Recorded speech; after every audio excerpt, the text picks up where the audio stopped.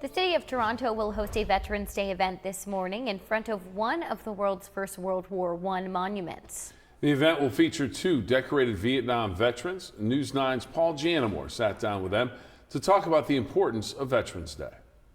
About 300 citizens of Toronto served in World War I. That's why this monument was placed in Toronto, one of the first in the country to the armistice that ended World War I. On Monday, a service will be held here commemorating Veterans Day, featuring local war heroes. Meet two men from families with military service backgrounds who answered the call when their time came.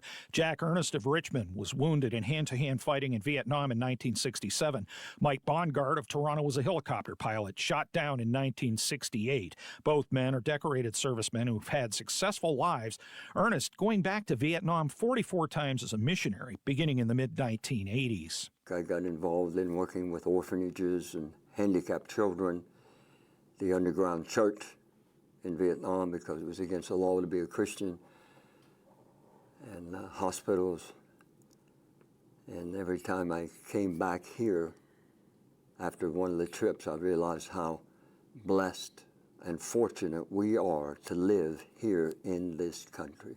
Despite a head wound that should have ended his life, Bongart recovered to the point where he did a second tour of duty flying in Vietnam in 1971. Both men say Veterans Day remains significant beyond words. We as veterans, we cannot allow ourselves to ever forget the price that has been paid and continues to be paid for the maintenance of our freedom. When we joined the military, we had to raise our right arm and swear. Yes. That would support and defend the Constitution of the United States of America. Yes.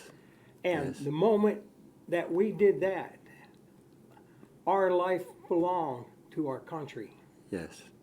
They talk of belonging to the brotherhood of military veterans and recall the times when Americans weren't grateful to Vietnam veterans. And they have a message for the divided nation of today. You may think differently than I do about this or that, but when we're together, we are brothers united because we fought for this country, and we would do it again if necessary. Bongard's perspective comes from the words of the great World War II correspondent, Ernie Pyle. He saw all these ships out there, and he said to himself, what are they fighting for? What are they fighting for? And then he answered it.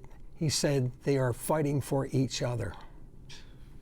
And when I got to Nam, you know, we fought for each other. And that's the bond.